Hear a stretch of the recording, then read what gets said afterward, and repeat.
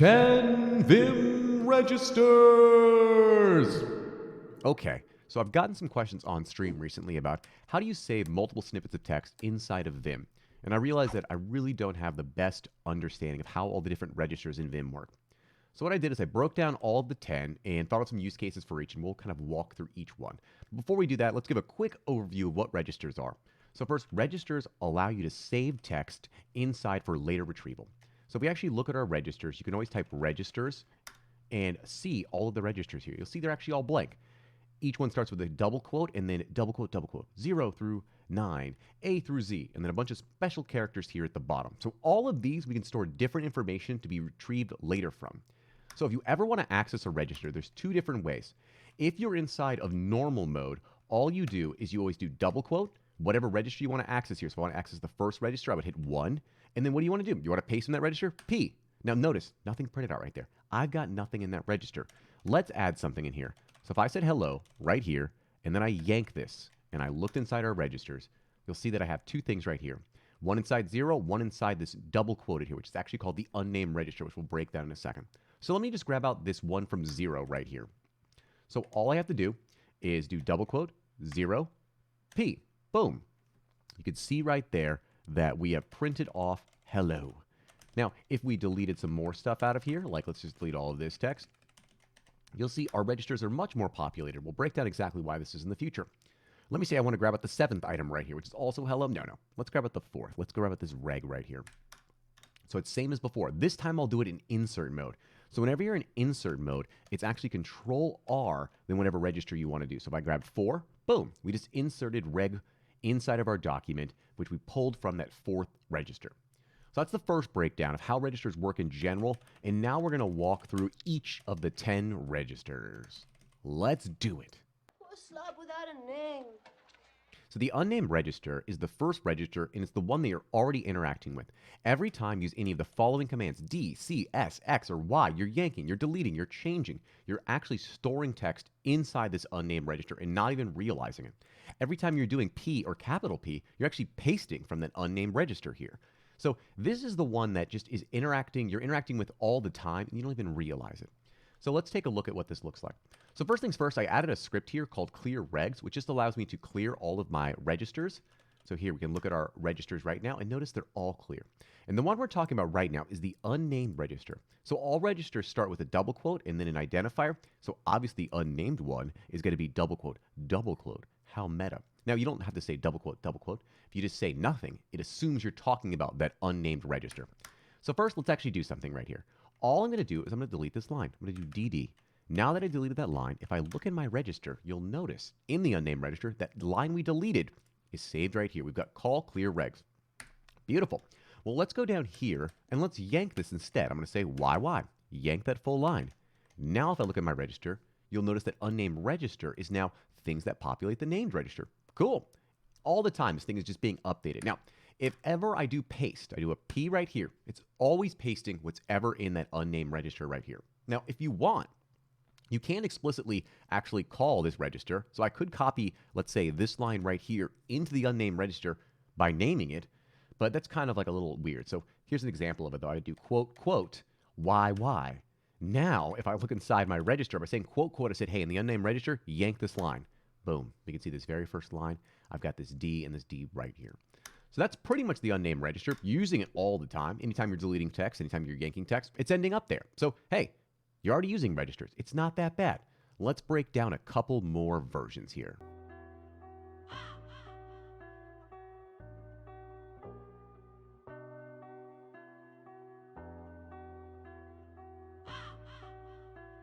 All right, the next type of registers we're going to talk about are the numbered registers. These you also are already using. You have no choice. Are you yanking text? Are you deleting text? Well, guess what? You're using them.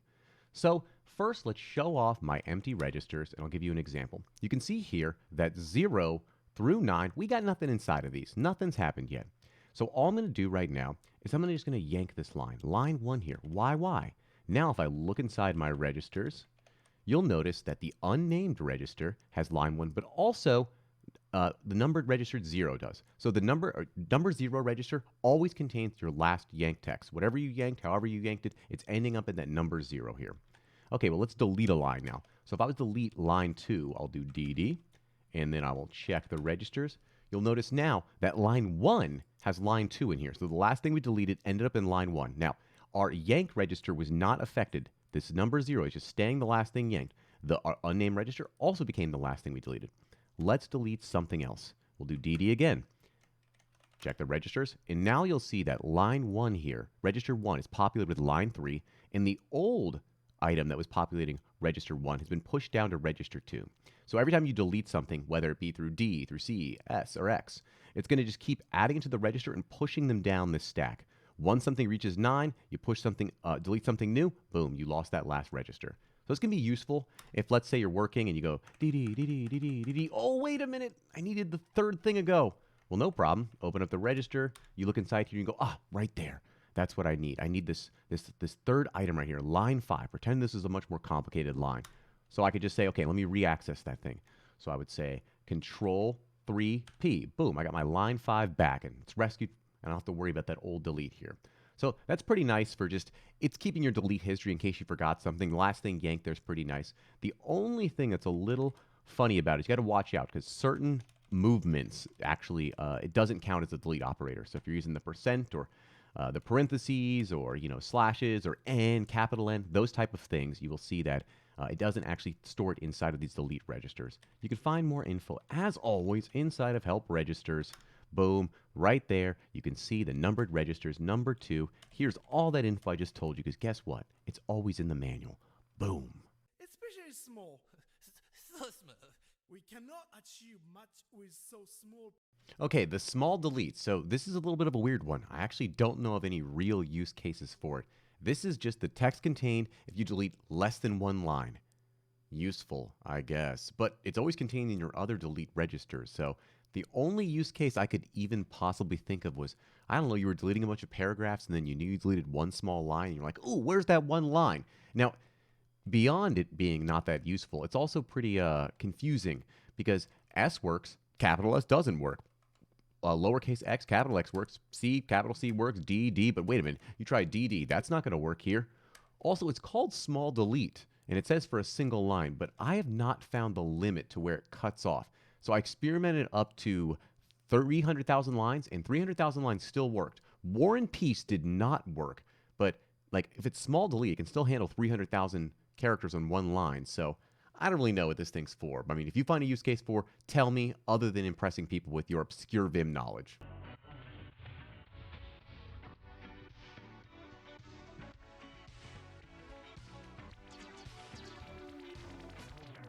Okay, the named register. Now, this is where things get fun because you can store whatever you like here. You've got 26 registers, A to Z, all for whatever you like. Take a look. Mine are all empty, but maybe we'll put something in there. Now, one thing about these named registers is you might already be using them. If you're recording macros, every time you record a macro and you say record it under A, you're actually putting it underneath your named register. And this is actually pretty nice because that means you can edit these macros if you make a little mistake or if you want to make an addition to them. Additionally, if you want to just save something and you're like, you know what, I don't want this to be clobbered later on, throw it inside of a named register somewhere. Also, maybe you could store a common snippet inside of a named register. You want a breakpoint snippet, put it in the B named register. So let's kind of walk through a couple ways you could use this thing. So I have an example here called macro editing example. And this is a real world example that comes up for me often where I try and record a macro, I mess up, and then I'm like, God dang it. Do I want to re-record the whole thing again? No, let's just edit the actual macro in the named register. So let's do this right here. This is exactly a real life scenario that's happened to me a million times here. I want to take a bunch of, like, I don't know, self.name, self.dream, self.vision, turn it into a JSON object here, but I've got a bunch in a row. So I don't want to just like, type it over and over again. I want to record one macro and then do it 6 times here.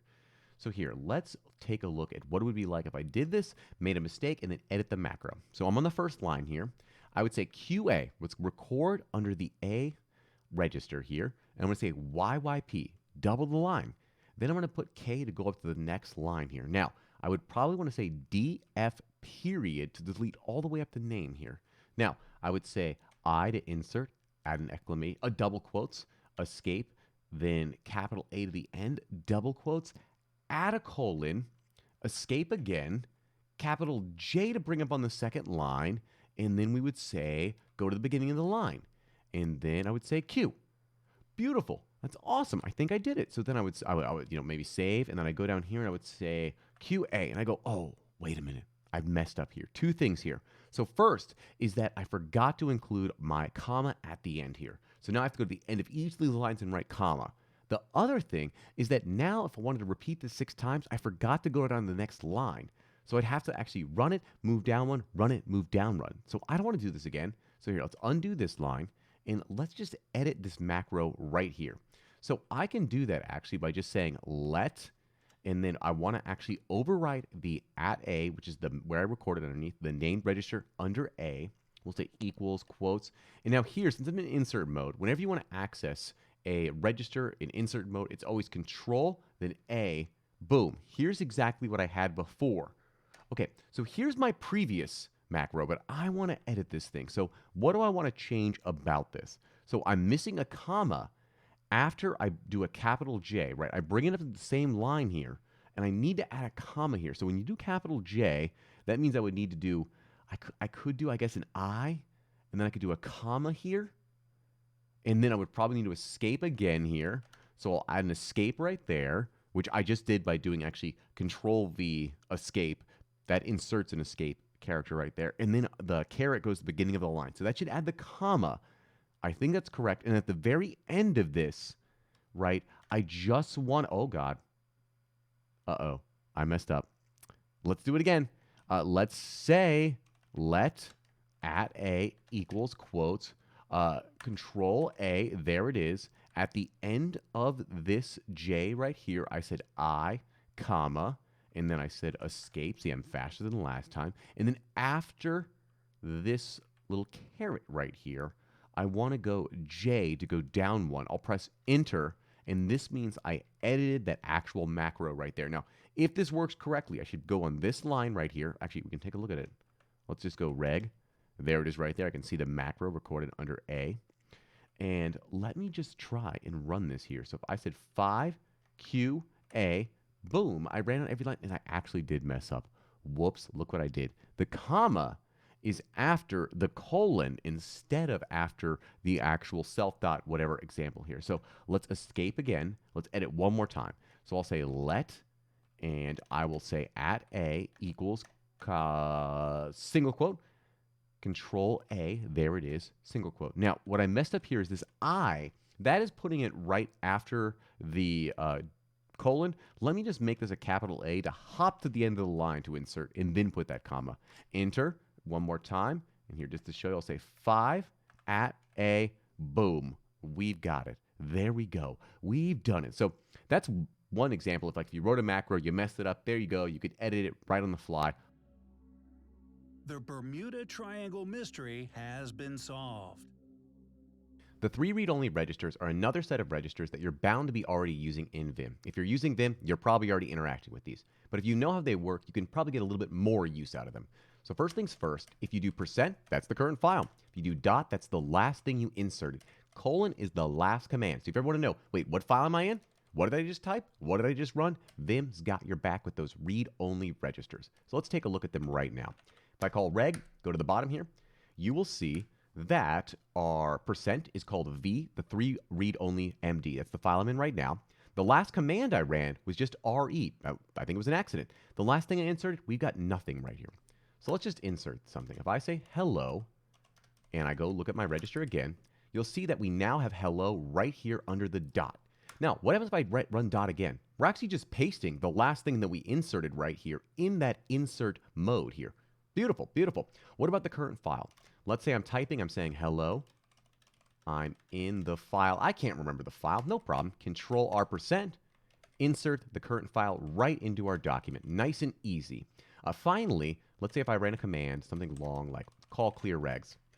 Now that's too long to type. I don't want to type that again. So if I was on the execute mode again, I could do Control R colon, and I just pulled up that last command again, clear regs. Look at our registers. We'll notice there they all are. Colon, clear regs. Here's our last insert, and here is the current file. Now, there's some more useful things about the current file register because you can use file name modifiers. These are really useful in scripts often, so you'll see in a lot of Vim script, you'll be referencing the current directory or the extension or the full path, but it's also pretty useful to use sometimes on the fly. So here's a quick use case that I find myself in often. Let's say I'm doing some work and all of a sudden I say, okay, I need a new little folder here. It's going to be called new folder, and inside there we'll put some really cool work called cool work.txt, and in here I say cool work. I go to save. Oh, can't open file for writing. No such file or directory. And the reason why is because I opened up a folder that doesn't exist and then a file that doesn't exist. So when I'm saying save right here, I can't save the folder and the file. We need to create the folder first. So I can use one of the file name modifiers on the read-only register for the current file name. So let's look at that.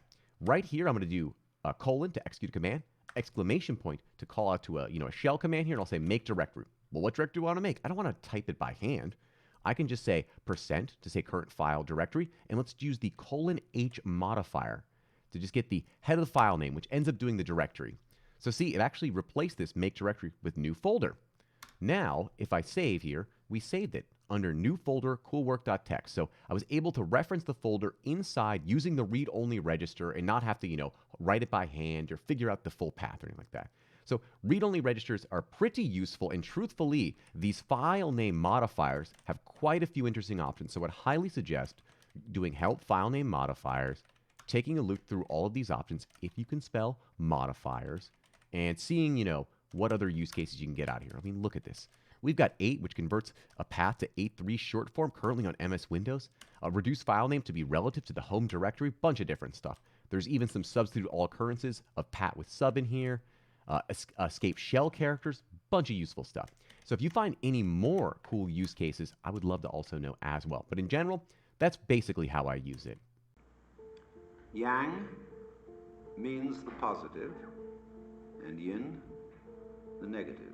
The alternate file register is another register that you might go your whole Vim career and never even touch. However, it can be useful for a couple use cases here.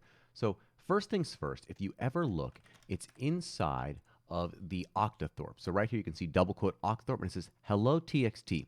Alternate file is always the last file you were just on right here. So in this case, I was on hello.txt. You can always go to your alternate file very quickly by doing Control caret, or Control 6 in this case on my keyboard. So see over here, I'm on this hello.txt file. I do Control caret again. We're back to alternate file right here. Now, let me open up a different file here. I'm going to say split vi, and then I'll say, I don't know, cool.txt. Boom. Now we're on cool.txt. If I look at our registers and go to the bottom here, you'll notice that it's actually vi, the alternate file here. So if I was to hit caret, Control caret, I go back to this file right here. So it's always the last file you're on. It could be useful if you wanted to print it as well here. I could always just Control R, Shift, boom, there's the last file was on. Maybe you forgot here. Now, I kind of wanted to take it to a level farther here than that and say, like, what can we do that's more fun with the alternate file? So I wrote a couple little functions inside my vimrc. So the first one we did right here is we've got a function called openTest. And what we did is we actually use a couple different little registers here. So we're expanding on %:t. So this is actually giving us the last current file name. So whatever file name we're in, just give us that file name. Don't give us the full path. If right now we're in config.nvim init, then just say init.nvim. So we pass that the substitute and we say, yo, caret. At the beginning of that, just substitute the beginning, add a test underscore, okay? Please, on God, make that equal to the test file. Then we execute saying right below vertical split that new test file. So whatever file we're in, take it, add test underscore to it, and then split and open that file to the right. So now if we ever call this and we're inside of a function, so here we go. Here's a file called normie file. And if I was to say call and then say open tests, I already forgot what I called it. Boom, you can see over here, we've opened up another file, and if I save it, it's called test normie file. Very cool. So let me exit right here and look at reg, and if we go to the bottom here, you'll notice now that our alternate file is test normie file. Beautiful. So if I'm inside here and I want to go to my test file, then of course I can just go back to Control caret. Here we are. I could say import pytest. okay? And we would say class, test normie class, right? This is all very real. And then, I pass over here, back to the other file. Boom, I'm over here, back over here, back over here. We're living the dream. Now, what if we actually did not want to navigate to the file, but we just wanted to write to our actual alternate file buffer? So you can do that. The only little hang up is when you're writing to the alternate file buffer, you have to make sure the buffer exists. You can't do it to a file that doesn't exist inside of the Vim buffer yet. So here's another example here called alt test case. And it's almost the same thing above, right? We're creating a test file, just taking the file name, adding test to the beginning of it, but then we're calling one extra command here, which is bad. And bad actually says, let's create a buffer based off this test file. So create a buffer based off the test file. Then we go right here and we say at Octothorpe, say, hey, inside this actual alternate file register, let's store that new test file name. So it's called alt file test here. So then let's say if we exit out here and let's go to this normie file. First things first, I'm going to clear out. Let me show you my registers. You can see right here, the last search is nerd tree. So what I'm going to do is I'm going to say call, and I'm going to say alt file tests. I think that's what the function was called. Let me try one more time. Call alt file test. What did I call it? Alt test file. That's what I meant. Call alt test file. Haha. Now, if I look inside of my little alternate file register, we'll notice it's test normie file. So I've loaded it in the background, which means if I want to go to my test file, I can once again just use control caret and boom, navigating between the two effortlessly without actually having to split to the file. So those are the only two real use cases I can think of, like actually editing. And but in general, hey, you need the last file you're on? Great. You know it's right there. It's called the alternate test file. Now you know. Express yourself. The expression register has a couple pretty interesting use cases. It allows you to either save or insert something into a document as the result of an expression you calculate on the fly.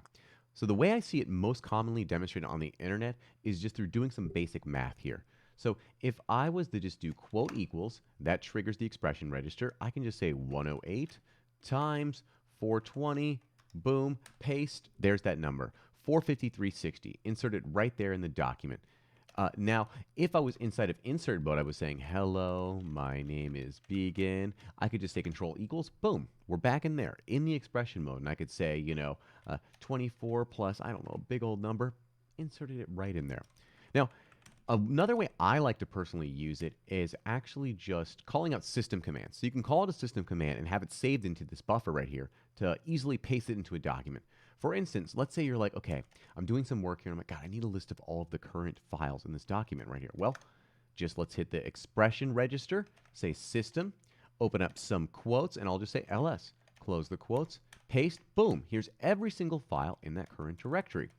Now, we can do even other things. So remember, we made that earlier, we had a command that was grabbing in a random word from our dictionaries. Well, I've just encapsulated that into a command called fancy. And now whenever we want, if we wanted to, we could just say quote equals system, if I can type it correctly, open up quotes, fancy, close quotes.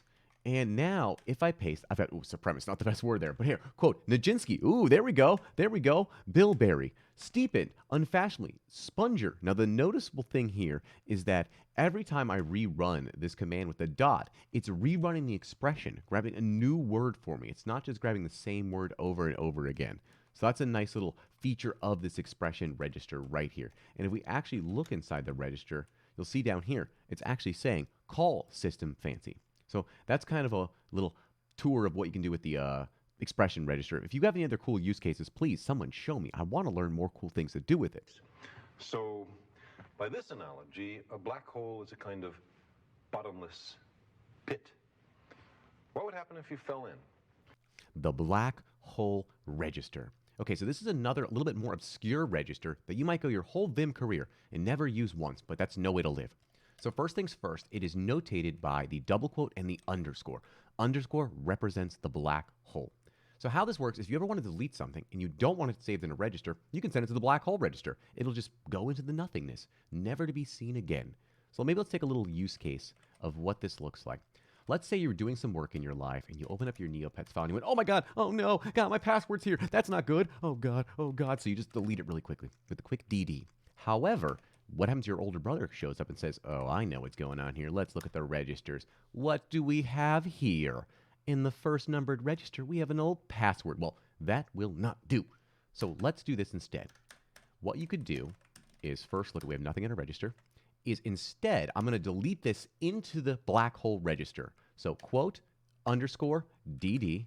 And now if I look inside my registers, you'll see nothing was put there. We've successfully hidden the password from all older brothers. No one can stop us. Now, there's one other use case for the black hole register, which is you can clear other registers with it. So for instance, if I delete this line, I delete that line, and we look at our registers, I've got something in 1, I've got something in 2. Maybe I want 2 to be blank right here. Well, you can just assign 2 to the black hole register, which will delete it. So let's do that real fast. I'm going to say let @2 is equal to @_. Haha, let's look at our register, and you'll notice 2 has been cleared. We have sent 2 to the black hole. So those are the only 2 reasons I can think of using the black hole so far. If you got more, please tell me. I need to know.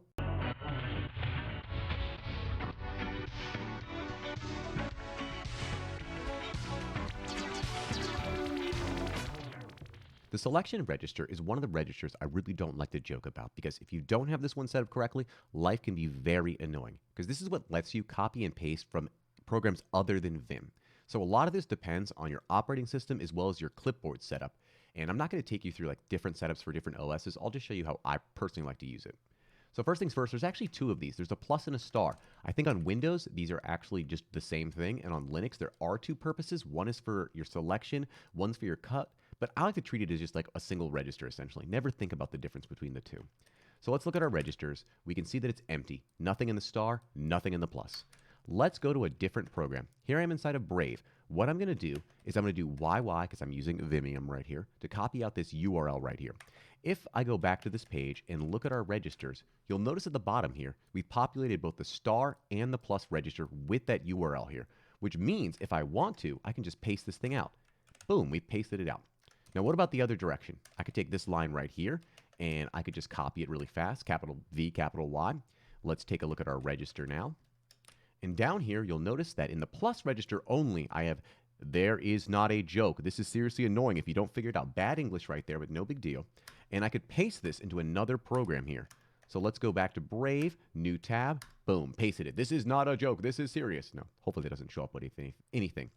So that's the basic way I like to use it. I just don't really want to think about it. If I'm copying from another program, I want to go paste it in Vim. If I'm copying in Vim, I want to be able to paste to another program. Make life nice and easy. I would definitely take a look at Help Clipboard for more details about how to set this up properly for your computer. It'll show you some details of what clipboard's going to be loaded, find which one's for your computer here. See, it uses Tmux or Win32 Yank or Lemonade, or I use XClip right here. Used to use PB Copy back in the day.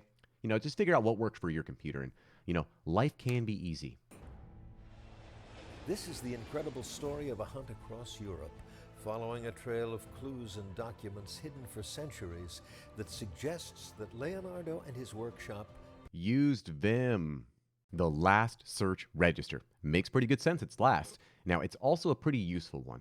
And like its name says, very intuitive. It stores the last search. What does it store underneath? Well, the same way you search, which is / here. So whenever I do / and I search something, for instance, I search for DERF here.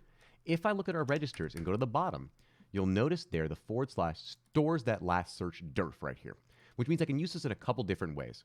The 3 basic use cases I find useful for the last search register is correcting a search, inserting your last search, or reusing that search for some type of search and replace. So first things first, let's just correct a search. So I search for DERF here. Well, I don't want to do that again. So I would just do /control//R/, and then boom, you see I've populated that DERF right here. So I just remove these 3 letters, make it say DORF. Great, corrected my search. So much time. So now that I'm on this DORF here, and I'm like, okay, cool, I've got DORF, but I really want to replace all the DORFs with DERFs here. So we'll go to execute mode. I'm going to substitute every single line, and I don't want to type DORF again. No problem. We know what to do. Control-R/, and we've inserted that DORF again. Now from here, we can just say, replace it with DERF, and there we go. Now, The other way we can do this is, let's say that we're actually typing and we want to just, insert our last search as we're going. I am from the city of, I'm in insert mode right now, so if I would just do Control-R/ and boom, we've inserted our last search, Dorf. Very cool. Those are the basic 3 use cases I find for the last search register, and those come up all the time. So it's a very useful register and, pretty ergonomic once you can remember under your fingers. Just remember, Control-R// Control-R// Control-R/. You'll be using this one all the time once you get addicted to it. If you do have some other use cases for the last search register, I'd love to know. Please tell me, share me your secrets. But for now, that's my use case of it. Of the home stenographer comes the Wrap It Up box. So hopefully you learned something. I know I did making this video. So if you do like this content, please like, subscribe, leave a comment. Tell me how to use registers. Did I overlook something? I want to learn from you as well. I also will include a blog post to go along with all this material. It'll be in the description below as well as on my website, davidbegan.com. Finally, if you really want to actually interact with me live, 6 days a week I am on Twitch. I stream every single Monday through Friday at 2 p.m. UTC and on Sundays at 6 p.m. UTC. Finally, if you really want to support me, I do have a Patreon. It helps me make these videos, stream, write blog posts, hopefully turn this into something I can do full time. So, see you guys on the internet.